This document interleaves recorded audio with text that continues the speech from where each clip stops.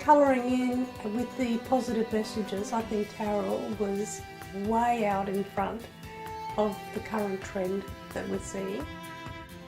She, for me, is really the epitome of the wise woman and also the wild woman, you know, in terms of being able to come from a place of the heart.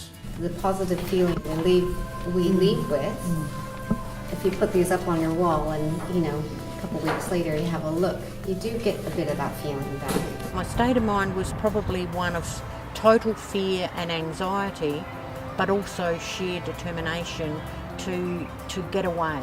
From the time we went into the new service, it was always full. So the demand is great. We see crisis as being the most wonderful potential for change. I had no idea what to do. I went blindly. Taking that space, it's like a sacred time for me just to have that time just to colour and think, oh yeah, I can do this. You can become a whole person if you stay positive and never ever stop believing in hope.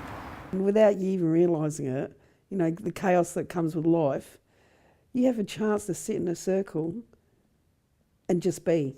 I've known Carol Omer for maybe 15 years, and in the capacity of women who've experienced domestic violence to access complementary therapies in coming to terms with their history of trauma. I embrace the circle, and the circle embraces me. How's the rest today? Something gorgeous, I would So say. remember in my folder. I think it might be a spring theme. I hope so. Nice weather coming in. Happy theme.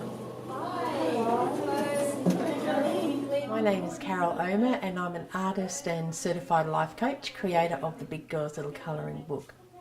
I create empowerment art for women.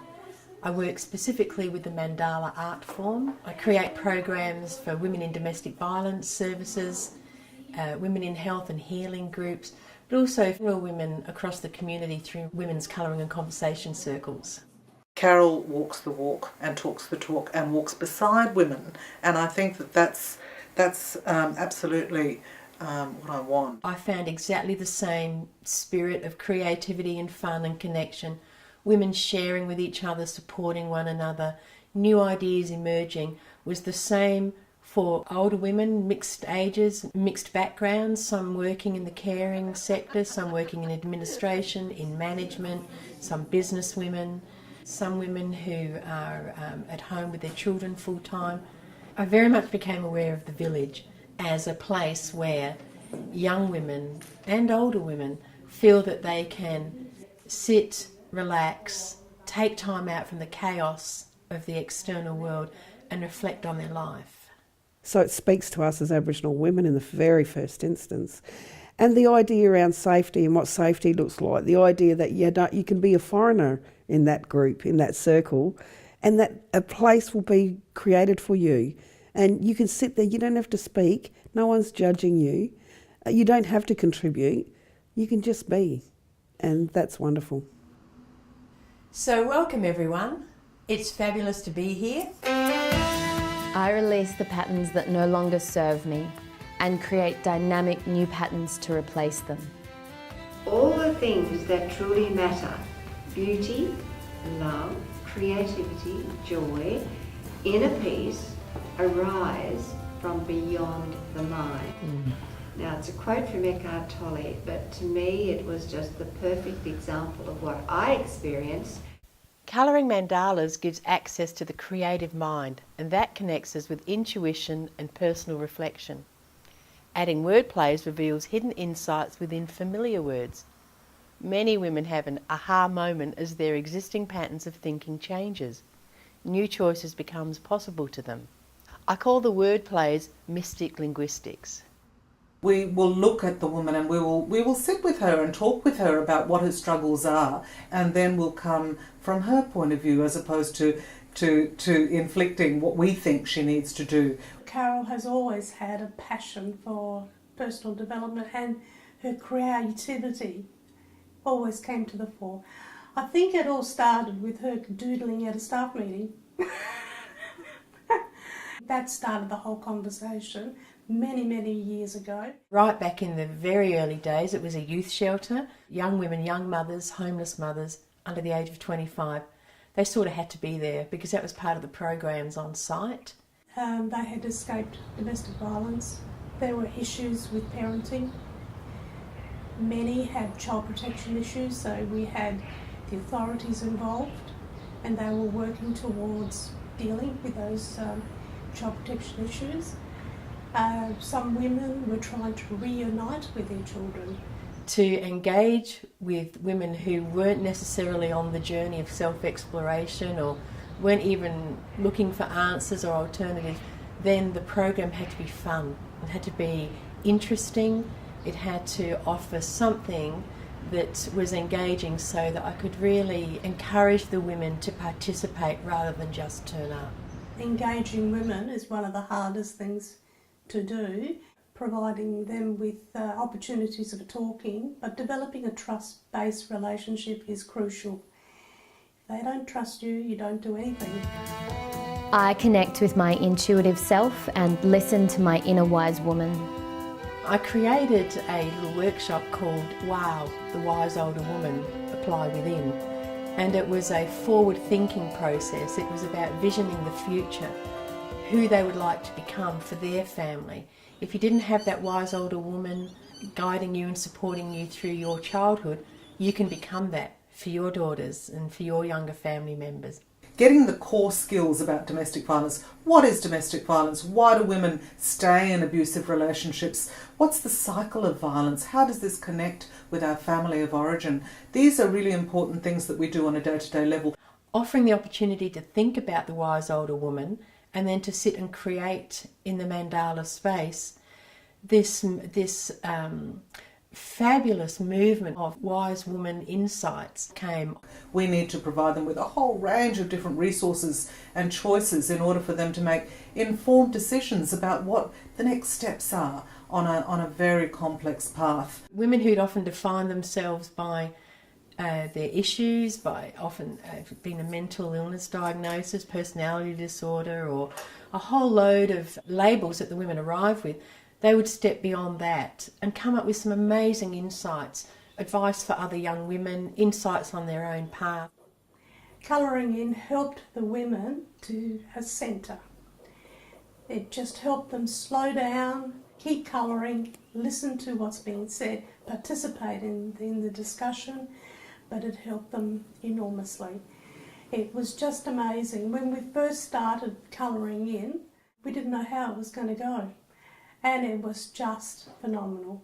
That colouring in then became a standard with our other groups as well.